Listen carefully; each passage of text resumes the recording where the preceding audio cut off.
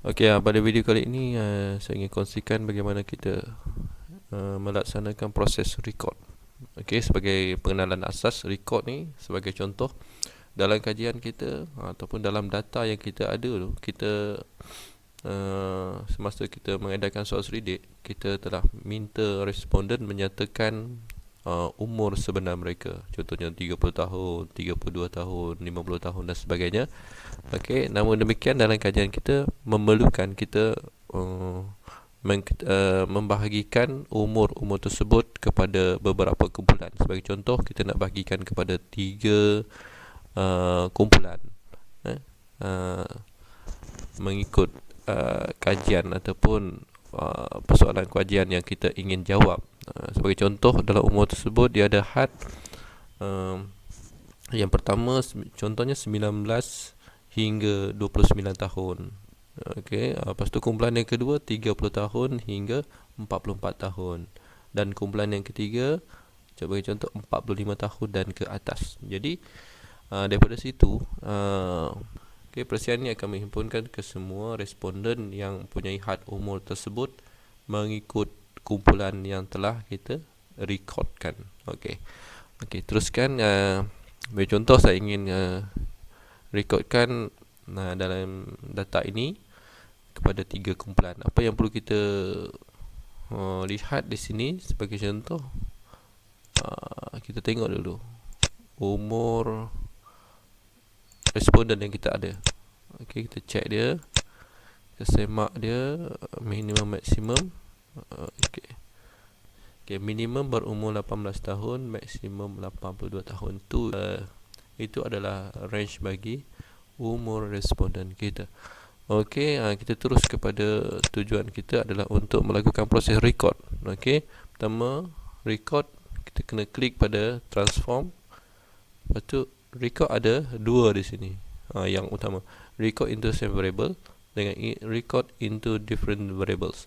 Kalau into same variable, data kita yang asal, contohnya umur yang dinyatakan actual umur, umur sebenar responden, dia akan diubah ataupun terus diubah mengikut kumpulan yang kita ingin rekodkan. Tetapi saya mencadangkan supaya kita gunakan record into different variable, jadi umur sebenar, data umur sebenar responden kita tidak akan hilang. Dia kekal di situ. Kemungkinan pada masa akan datang kita akan gunakan umur sebenar tersebut, kemungkinan. Okay, so kita gunakan record into different variable. Dia akan buat data yang baru, dia akan buat variable yang baru kepada kita. Okay, apa yang kita ingin ubah adalah umur. Contoh di sini.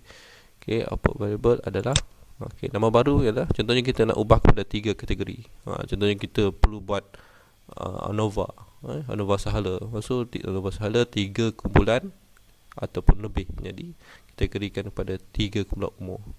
Okey, change. Okey, umur yang asal kita wujudkan variable yang baru umur 3. All and new values-nya adalah kita letakkan nilai-nilai umur yang baru yang kita kategorikan. Okey, all value, contohnya sini yang suai adalah range daripada umur berapa ke umur berapa. Contohnya 18 hingga 29 tahun. Okey, itu adalah value yang pertama kita. Itu umur yang value yang pertama kita. Kita tekan add. Okey. Lepas tu yang kedua 30 hingga 44 tahun. Okey, 44 tahun kita labelkan sebagai 2. Nilai yang baru bagi dia adalah 2. Okey, 2 tu mewakili 30 hingga 44 tahun. Okey, dan yang ketiga nanti, ketiga adalah yang selebihnya lah. Okey, selebihnya adalah range value through highest. Okey, maksudnya 45 tahun dan ke atas lah. So yang 82 tahun tadi tu, dia akan termasuk dalam 45 tahun dan ke atas. Dan kita continue. Okey saja. Maksudnya dia dah buat satu variable khas yang baru untuk umur. Cuba kita lihat, ataupun sebelum tu kita lihat apa yang telah kita lakukan. Ini yang tadi, umur yang tadi satu persatu tu dia keluarkan. Kita ada umur 3 ni. Okey, umur 3 ni. Kita lihat apa yang telah kita lakukan. Okey, umur yang ketiga.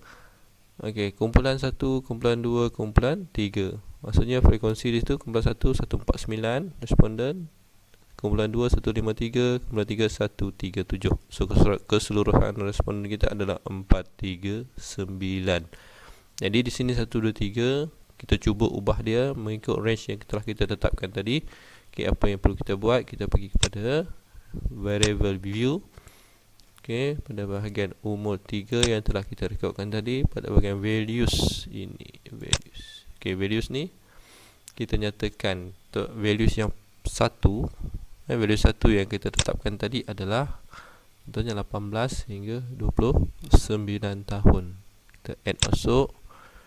Yang kedua 30 hingga 44 tahun. Dan yang ketiga, label 3 tadi kita labelkan sebagai 45 tahun dan ke atas, 40 plus, 45 plus. Okey, kita dah memberi makna kepada setiap angka yang kita wakilkan 1 2 3 tadi. Okey, itu kita boleh semak dia. Okey, kalau ada kesilapan kita boleh ubah semula. Okey, kita lihat adakah perubahan itu berlaku. Okey, umur yang 3 tadi kita okey saja. Okey, dia dah berubah. Kalau tadi tu 1 2 3, di sini kita dah ada nilai mengikut had yang telah kita tetapkan. Okey, 18 29 149 dan seterusnya ni. Okey, semasa kita analisis kita senang satu tu apa kan. Kalau kadang-kadang kita lupa satu tu apa dan sebagainya, dia terus tuliskan ataupun terus nyatakan kepada kita had umur yang kita guna pakai dalam kajian kita. Okey, itu ada sebahagian rekod. Okey, contoh lain untuk rekod ni juga, contohnya di dalam kajian kita, kita minta responden menyatakan pendapatan. Okey, daripada pendapatan tersebut mungkin kita akan kategorikan kepada 2, 3 ataupun 4 kumpulan pendapatan. Contohnya B40, M40 dan sebagainya. Okey, contohnya 3 had pendapatan di Malaysia sebagai contoh. So dia nyatakan pendapatan yang sebenar. Daripada pendapatan sebenar tersebut kita rekodkan mengikut range pendapatan yang bersesuaian dengan kajian yang sedang kita lakukan, mengikut persoalan kajian yang ingin kita jawab. Okey, semoga bermanfaat. Terima kasih.